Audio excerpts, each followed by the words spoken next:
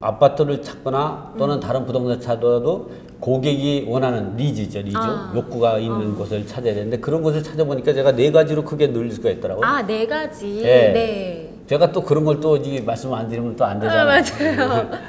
돈 없고 백 없으면 기다림을 가져야 돼. 기다림의 미덕이지, 기다림의 미덕. 투자의 전제 조건은 항상 기다림이다. 네. 로또 정도는 아니지만 대박 정도는 되죠. 그렇죠. 큰 도움이 되겠죠. 로또하고 대박하고 로또가 더 높죠? 근데 뭐든 도움이 되지 않을까요? 그렇죠, 네. 맞아요. 안녕하세요. 채움과 사람들 김동희 대표입니다. 저는 이제 그동안에 이제 부동산 중개업을 오랫동안 해왔는데 그러다 보니까 중개업 갖고는 이제 성공할 수가 없겠더라고요. 그래서 제가 시작한 것이 투자 업무입니다. 처음에는 투자를 할 때 급매물 시장부터 했는데 급매물보다 더 나은 게 있더라고요. 그것이 경매 시장이더라고요. 그래서 경매도 했는데 그다음에 또 놀라운 게 우연히 공매 시장을 또 알게 됐어요. 근데 문제는 이 경매나 공매를 할 때는 공부가 필요하더라고, 권리 분석할 때. 네. 그래서 이제 공부를 많이 하다 보니까 제가 책도 많이 쓰게 됐거든요. 그래서 제가 성공한 거라고 생각하면 책을 35권을 이 세상에다가 재능 기부했다는 거. 그러니 제가 지금 한국 자산관리공사에도 강의하고 대학에서도 강의하고 또 투자 업무도 하고 이렇게 행복하게 살고 있습니다. 그 실수요주가 선호하는 우량한 아파트가 있다, 이렇게 이제 그걸 찾는 방법을 이제 알려주실 수 있다 해서 저희가 모셨는데, 그러면 실수요자가 선호하는 우량한 아파트라는 게 어떤 건가요, 대표님? 이렇게 보면 보통 아파트가 500세대를 중대형 세대라고, 1000세대를 대형 세대라고 하는데 최소한 500세대 정도는 돼야 나중에 뭐 재개발 하든 재건축을 하든 리모델링 하든 뭐가 하더라도 돼요. 그리고 이후에 재건축까지도 바라볼 수 있다. 500세대 이상 우리가 돼야. 어떤 걸 투자할 때는 지금 당장만 바라보는 게 아니라 앞으로 5년, 10년을 바라볼 때에는 중대형 세대가 좋고요. 그다음에 이 브랜드가 좋아야 합니다. 브랜드. 유명 브랜드. 뭐 제가 어디라고 말씀드리기 좀 그래도. 그리고 또 하나는 뭐냐면 그렇게 이제 중대형 세대, 500에서 1000세대 정도 되는 아파트고 이름이 있는 그런 아파트고 그것이 어디에 위치하고 있냐면 역세권에 위치하고 있어요. 특히 지하철 역세권이 좋은데요. 네.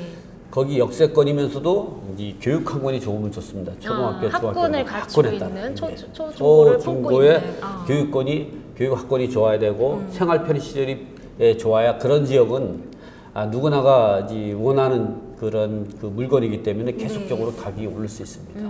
그런데 한 가지 이제 궁금한 게 브랜드 아파트라고 하면 우리가 이제 소위 말해서 대형 건설사의 브랜드도 있고요.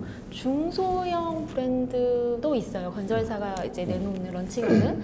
그 우리가 어떤 투자 가치, 향후에 이제 몇십 년 후에서도 가치가 오를 것이라고 봤을 때 어느 정도의 아파트를 기준을 잡으면 지금 될지. 우리나라에서는 중대형 건설 회사 하면은 다 이제 메이커로 볼 수 있습니다.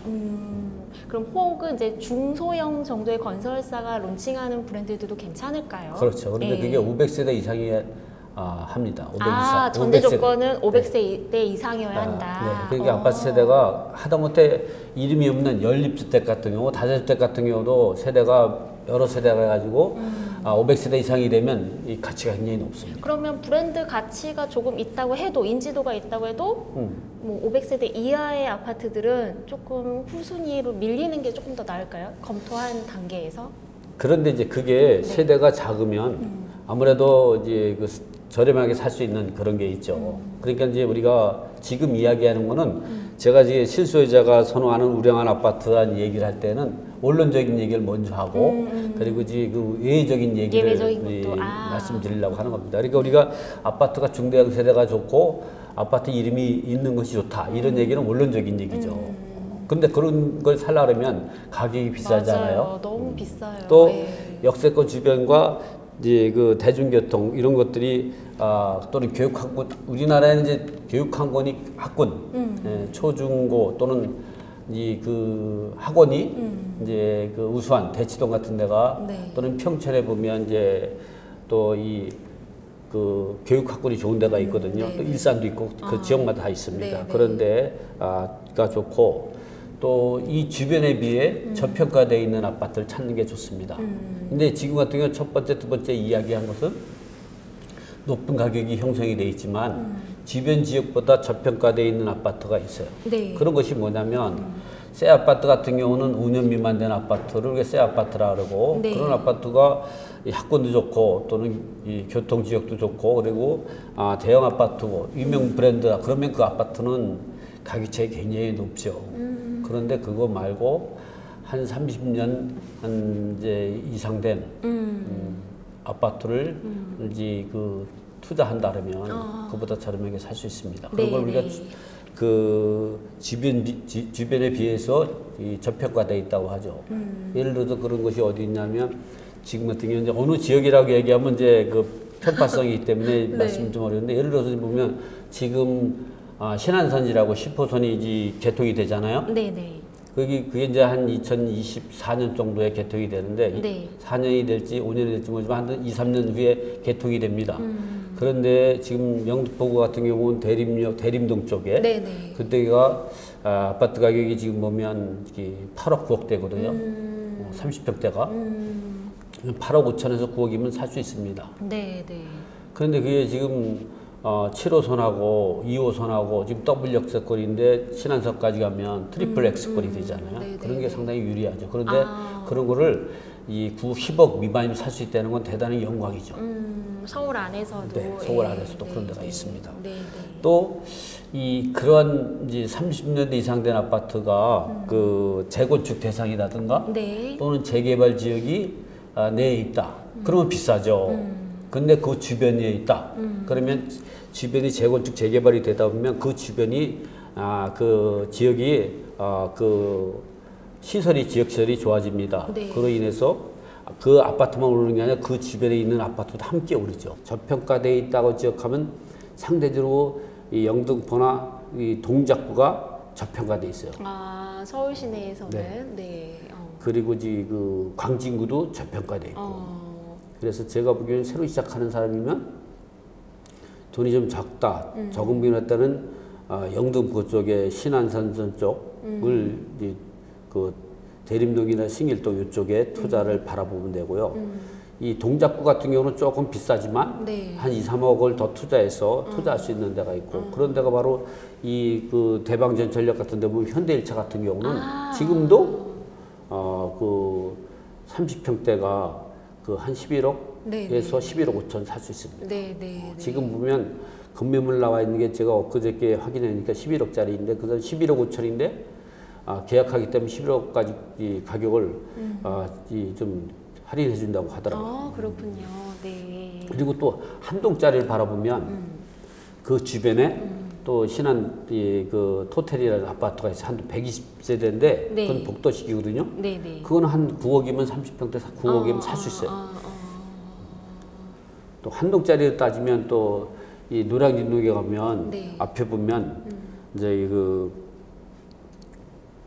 그 신안 아파트인가요? 거기 같은 경우도 보면 이제 가격대가 좀 저렴하고 우성 아파트 옆에 저기도 한 동짜리인데도 아파트 하나가 바르면 우성 아파트 이 정문 우측에 보면 아파트 한 동짜리가 있습니다. 그건 이제 제가 아파트 이름을 대긴 줄 그러는데 그런 것도 28평형 30평 되는데 방이 3개고 욕실이 그 2개입니다. 그런데 그거를 8억이면 살 수 있습니다. 자, 우량한 아파트를 찾는 방법을 말씀을 해주셨는데요. 그중 이제 아파트 중대형 세대와 또 유명 브랜드 시공 회사 여부를 또 따져보라 이런 것들을 말씀해 주셨어요.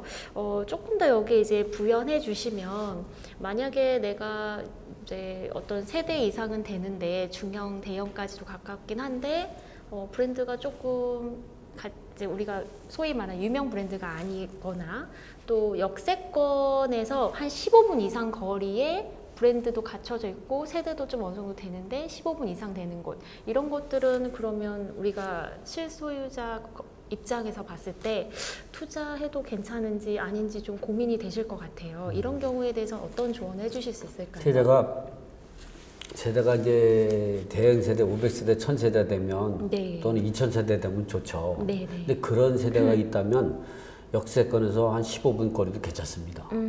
우리가 이 15분 거리면 굉장히 먼 그렇죠. 거리죠. 심리적으로 예. 제가 이제 도보로 그 7분 거리 있다 그러니까 그 제 고객께서 그런 말씀을 하시더라고요. 이게 걸어보니까 7분이 아니고 10분, 12분 걸립니다. 그렇죠. 왜 그렇게 거짓말을 했습니까? 이 얘기더라고요. 우리가 도보로 몇 거리는 출퇴근 시간에 종종 걸음이잖아요. 네네. 그런 걸음을 하기 때문에 15분이면 사실은 천천히 걸으면 20분 거리거든요. 그렇다고 하더라도 세대가 1000세대 이상 되고 그러면 자체적으로 이제 뭐 마을버스라든가 이런 이 버스를 운영할 수도 있고 그러다 보니까 교통이 교통 때문에 그 좀 불편함을 느끼지는 못해요. 네. 또 주변에 또 편의시설도 많이 생기고. 그런데 이제 그 소규모 500세대 미만이고 특히 한 동짜리에서 100세대라든가 또는 200세대 이렇게 되면 과거에는 그런 것들은 좀 가치가 좀 없다고 판단했어요. 네. 근데 요즘에는 그 기술이 많이 발전하다 보니까 특히 역세권에서 5분 거리 있다면 한 동짜리 같은 거는 리모델링도 괜찮고 요즘에는 소규모 재건축 재개발 이런 제도가 많이 발생했습니다. 지금 네. 소규모 재건축을 하는 게 많이 활성화돼 있어요. 네. 그런 데는 한 동짜리 하는 거거든요.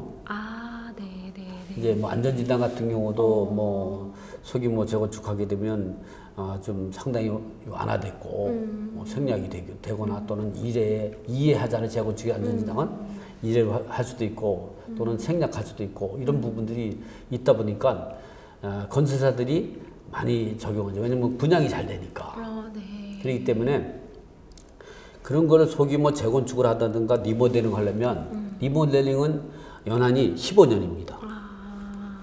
재건축을 하려면 아무리 안 돼도 30년이 넘어야 됩니다. 우리가 재건축 연한은 30년이고 네. 리모델링 연한은 15년이거든요. 네, 네, 네. 그러니까 30년에 재건축을 하는 데는 서울시내 없습니다. 그렇지만 소규모 재건축 재개발은 할 수가 있겠죠. 그러면 내가 소규모 세대여도 네. 재건축 여부가 있고 리모델링도 가능하다면 네. 조금 투자할 그렇죠. 우선순위에 둬도 되겠군요. 네, 그런 게 무조건 바로 소형 세대라고 피할 것은 아니고 그럼요. 먼저 그걸 따져본다. 근데 그 역세권 주변과 대중교통 근접성, 교육 여건, 생활 편의 시설, 접근성 등 이제 따져보고 났을 때 조금 더 현장에서 이런 것들 참고하시면서 따져보시면 좋겠다. 이런 것도 있을까요? 그러니까 우리가 보면 특히 이제 물건을 살 때는 사실은 이제 그 주변 환경이 좋아야 되는데 그런 주변 환경도 있지만 물건을 우리가 좀 가격을 저렴하게 살려고 할 때는 좀 기다릴 줄도 알아야 되거든요. 네. 그런 기다림이 어떤 경우냐 하면은 여러 군데 다니다 보면 일단은 이제 시세를 정확히 파악을 할 수 있겠죠.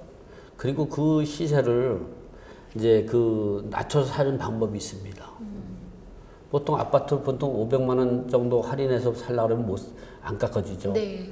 그런데 그거를 5천만 원이나 1억을 우리가 다운해서 살 수 있는 이 전략도 필요합니다. 제가 잘하거든요. 왜 잘하냐면 모든 사람이 부동산에 지금 왜냐면 3년, 4년 동안에 아파트가 굉장히 올랐잖아요. 네, 네. 근데 서울에 살지 않고 지방에 살거나 또는 미국에 살고 외국에 사는 사람도 많습니다. 가진 네네, 사람들. 네. 그런 사람들은 시세를 잘 몰라요. 집주인이 멀리 계신 경우. 그래서 내가 시세를 정확히 알고 있어야 그런 매물이 나오면 바로 팔리거든요. 그렇죠. 바로 가계약금을 넣고 계산하는 방법이 제일 저렴하게 그러니까 그 살 수 있다. 특정 단지의 시세를 꾸준히 파악하다가 네. 시세보다 조금 많이 낮다. 그럼 바로 개타는. 네, 그렇죠. 근데 뭐 제가 뭐 어떤 지역이 좋고 안 좋고는 앞에서 하도 많이 얘기해서 이제 그 얘기는 하고 우리가 급매물 나와 있는데 그거를 시세를 잘해서 한 3개월, 4개월을 기다리는 겁니다. 그리고 거기서 급매물이 나오면 그거를 바로 계약을 해야죠. 근데 내가 시세를 정확히 모르고 있으면 바로 계약할 수 없습니다. 그러면 다른 사람이 채가죠. 그렇죠.